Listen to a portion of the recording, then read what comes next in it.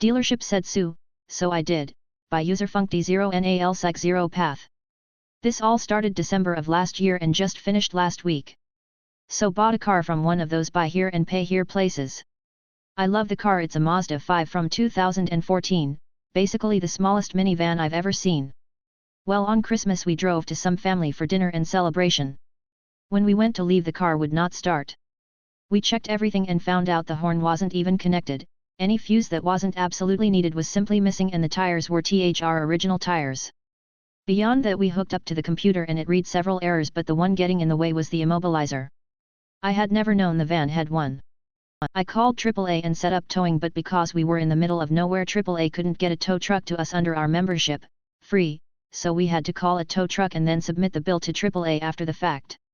So family let us borrow their car and the van was towed to a shop. A few days later and the shop calls and tell us what's wrong. I live in Texas, a single-party consent state, and I record all my calls thanks to an app on my phone. The long list of car issues isn't important, the point of this van is a basic work van. The only issue they found stopping it from running is the immobilizer is active and they can't touch it without talking to the dealer. I 3WAY call the dealership and the shop and we talk for 17.43 minutes. During this call the dealership acknowledged we were not behind and everything should be working unless it malfunctioned. The dealership also gave permission for the shop to bypass it and we would be reimbursed the towing and repairs. All the shop needed to do to get the van running was bypass the immobilizer, and a couple days later we picked up the can and paid the bill. Both bills came to just under $300 and we started calling the dealership. The first few conversations go well and the phone rep seem interested in helping. But mostly I end up getting tossed around from department to department and then disconnected. That went on for some time and I of course took to Reddit to find out options. As almost always happens, Reddit users know some crazy facts and how to get stuff done. So I followed their advice and kept calling, eventually getting to a supervisor, and the first supervisor said he'd get it taken care of and we ended the call. 2 more days go by and nothing is heard. So I call back, get tossed around and then get another manager who says we are not responsible for mechanical issues and hangs up. I call back now quite annoyed and eventually get back to the same manager. I explain I have all the information and call recordings including the repair shop 3WAY call. He cuts me off and says, "What, are you going to take us to court over $296.47? I don't think so, but go ahead and sue. We will win, and if that small amount is worth suing to you, you probably don't have the resources to actually sue." This of course made me quite upset. So off to a justice of the peace and explain what's happened. They give us a small claims form and explain the process. We can fill it out and pay for a constable to serve the dealership, or fill out the paper and take it to the dealership unfiled and explain everything to a manager in person. We chose the cheaper route because the manager on the phone was right, we didn't have the money to have it served, only filed. So we transcribed the phone calls. Found out how to fill out the paper. The hardest part was finding the agent. We didn't know what that meant, but we again turned to Reddit and learned. We gathered the bills and all the paperwork and made our way to the dealership's payment center. I wait in line and see the name of the manager is the same as the manager on the phone that told me to sue. I wait in line and when it's my turn I ask to talk to John and he comes over and sits across from me. After making introductions and I confirm it's the same guy, I start to explain the situation again. As I'm explaining I see when he recalls talking to me on the phone. SE starts to dismiss me and I explain that he asked me to sue and I'm here with all my evidence and the unfixed suit. Giving him one final chance. He starts to look over the papers and asked if I still had the recordings. I said yes, I could email him a copy. We sit and talk for about an hour as he reads, then I sat with a slight aggravated tone. If something isn't done today, not only am I going to head right back to the courthouse and file as well, tack on as much for emotional distress and whatever else the clerk hinted at. The clerk was very open-mouthed with ideas, as well as send a copy of everything to every email on the corporate website. At this our conversation drew the attention of a woman in a power suit who rushes over for a recap. I find out she's John's boss's boss and she's none too happy about how far things have gone. She assured me that all would be made right and gave me her cell number and email. I gave her the papers and left. The next Monday at 8 a.m. I got a call asking if credit being applied to the account would be acceptable. I say yes and she explains they will credit $500 to the account as payments. The payments are only $155 every 2 weeks. I agree and we talk for a few minutes when I ask why it took this much just to get things done. She laughed and said it shouldn't have, and certain people are no longer employed at the company. Well, today was Wednesday and the day of the payment, but when I went to make the payment it was already done. Thank you, power suit lady. Ex-husband backed out on his agreement, ended up costing him so much more in the long run, by user chick with an attitude. TL, DR at the end. I'm not sure if this belongs here or not, please let me know. My ex-husband and I had a great divorce. Even though he cheated on me after 12 years and 2 kids under 4, I really wanted to do things differently than my parents did during their divorce. I never said anything negative about him, and tried very hard to defend him when the kids got upset with him. I extended invitations to the woman he left me for so she would not feel uncomfortable with me, and we became friends. She was basically their stepmom, so why not include her on everything? On holidays, we all had one big dinner, he and her and me and my BF. This made everyone comfortable and the kids never had to choose one side or the other as we were all on the same page. It was such a great relationship that when I had back surgery, I recovered at his house and she cooked for me. He and I were coaches for the kids' basketball and baseball teams, and I helped at their wedding 13 years later. This was not easy for me, as he moved to another state to raise her children, leaving me to raise ours on my own. She quit her job when they got together and I had to return to work to support my kids. But I needed to keep the resentment and bitterness away from my kids. All of this sets the tone for the divorce, but when he initially left, I spoke to a lawyer and got a separation agreement that was really great, for me. He asked that I not take half of his retirement but instead he would pay X in child support and additional Y in alimony, because he was making a lot of money and I was a stay-at-home mom with a country club membership. Yuck, I hated saying that, but it was only to set the scene.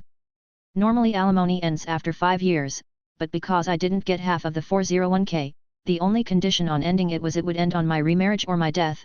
He agreed with all of it. The thing is, when he left me to move down to where she lived, he left his cushy job and took this promising, but not delivering, position that really screwed him financially. But, he never went back to the lawyer to get the child support or alimony reduced. Instead, he borrowed from his mother. When I discovered he was mooching off of her, I suggested to her that she stop paying for him when he finally got back on his feet. She never would do that and continued paying for his life and her to be a stay-at-home mom. Even co-signing for a second home for him when he finally moved back to raise his kids. Hers had graduated and lived in his old house, ours were in HS. He did come to me and ask if I would accept regular child support and half of the alimony, then later when he was really earning money he would pick back up on the past due amount. Not wanting to make waves in an otherwise great divorce, I said yes and kept track each month of what was owed in a shared spreadsheet with him so he could see how far in debt he was getting each month. He ended up owing me $1,00/month x 10 years, but he said when the kids aged out of child support, he would continue to pay the same amount to make up for the alimony, which totaled $120,000. When my daughter aged out, he continued to pay the same amount, putting a small dent in what he owed for 3 years. Then, as soon as my son aged out, 2 weeks after he joined the Marines, he called me and told me there was no way he was going to continue paying me for the next X years and I could take him to court if I wanted, but there is no fucking way he would pay me another cent. This completely blew my mind as we had such a fantastic relationship and it came out of nowhere. I was completely freaked out, but I took his advice. I contacted an attorney, I sent all his calls to voicemail, per my attorney's advice, and I took him to court. The best thing was, prior to the hearing, my attorney put a lien on both homes he had so he could not change ownership to his mom or wife prior to the court hearing. I still have the phone call recording when he realized this and the horrible names he called me for doing that. Since I had kept such immaculate records from that day he changed payments, and he was aware of his debt rising each month. It was a slam dunk for my attorney. Instead of making small payments for a few years, he had 30 days to pay me $120,000 in full. Unfortunately, the kids now have to choose which parent they visit on holidays, but that was not my fault. I was willing to continue as is and not put any strain on the family relationship. And for those who are wondering, yes, he did cheat on her 2x before they got married, but she had quit her job when they got together because she found a sugar daddy and had nothing to fall back on / nowhere to go, so she stayed with him. Since we were friends, she shared this info with me, as I would understand what she was going through. TL, DR. My ex-husband refused to make payments on back owed alimony, and told me if I wanted to get any further money I should take him to court. That's exactly what I did. Instead of making small payments for the next few years to get caught up, he was ordered to pay the entire $120,000 in 30 days. Edit *, I got my money on day 29. No other payments will be made. Edit 2 *. I think the reason he went crazy on me was his mother refused to pay any more when my son aged out, but I explained that he owed a shit ton in back pay. That's when he said, if you think I'm making payments to you forever, you're fucking nuts. She had been paying his child support for 10 YRS because he never went back to a great paying job, even though he could have. Yes, I went to work after separation and have a great career. But my income was still 1/4 of his when we were together because we moved every 3 YRS for his career. He wanted me to stay at home when the kids were born. Edit 3 *. It is obvious that people do not understand that as a stay-at-home mom, I could not contribute to my retirement fund because I didn't have earned income. Meaning no SS, 401k or IRA. So he maxed out his contributions so we could live comfortably in retirement. After 10 YRS of marriage I was legally entitled to half of his retirement. Since he asked me not to take half of his retirement, he offered alimony instead, then he decided not to pay what he offered and leave me with less retirement funds than I would have had in either case, slim my OR half of his retirement. This is why it was important for me to get what was due. Not to live a cushy life, but for my retirement. Thanks for the awards and for the nasty DMS, I'm okay with you calling me horrible names because you don't matter to me at all. Cheapskate argues over $2.75 iced tea they didn't like on the bill, so I happily switched it out for the $3 soda they ordered instead, by user Cruminubs. Some people are particular about their iced teas. Ours has a tropical flavor, which this woman didn't care for. Can I just get a diet soda instead? Not a problem. Trying to hunt down a manager to void out an iced tea for a soda isn't worth the effort, especially for a negligible 25-cent difference between beverages, so I just let it ride. When the check arrived, the party spent a good deal of time poring over how to split the bill. My manager had swung by to run their cards, and they apparently gave him the same lecture about how we should just have regular black iced tea and said I forgot to take it off the bill. When he voided it off and checked with me, I told him, "Oh, that's right," and they switched to a soda, and rang it in. He just shrugged his shoulders like his time had been wasted. I figured the table were either being cheapskates or dumb, so I happily dropped off the new bill and said, "So we took off the iced tea and corrected it with her Diet Coke." The guy took another 10 minutes staring at the bill and probably felt like the biggest ignoramus. "Ma'am, these knives are high-end," by user _Ulenspegel. This happened about 20 years ago. My most frequently used knife was an 8-inch chef's knife, but the one I had was of such crappy quality that I dreamed of the day when I would have enough money to buy myself a real knife. So when I eventually got my first professional job, I got my finances all straightened out and decided that it was time to make my big knife purchase. I waited for a sale, and then went to the department store. Back in the day, that department store employed an older man who was their knife expert in charge of high-end knives. I chatted with him about the difference between brands, and while I was deciding, the old man went on break. He was replaced by a young rover from another department. I picked up my treasured choice and went to the checkout to pay for it.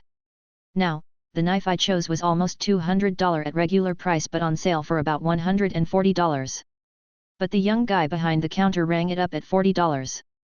So I said, "What did you say?" And he interrupted me and repeated $40. I said, "I don't think that's right." He pulled out a price list, pointed at an item and said, "See? It's $40. So I smiled and pointed out, "That says 6-inch sandwich knife," and he nodded uncomprehendingly. I held up my knife and said, "This is an 8-inch chef's knife." And I was about to help him find the correct price, but he held up his hand in a rude way to cut me off and said, "Ma'am, these knives are high-end. If you're looking for something cheaper you should try that section over there." I was so shocked I just stared at him. Then I said slowly, "So, the price for this 8-inch chef's knife is $40, and he confirmed it, so I said okay, and paid for it. And left. After that I vacillated between feeling bad for cheating the old man, and wishing that I had grabbed a whole armload of fancy chef's knives for $40 each. But I've certainly enjoyed using that knife ever since.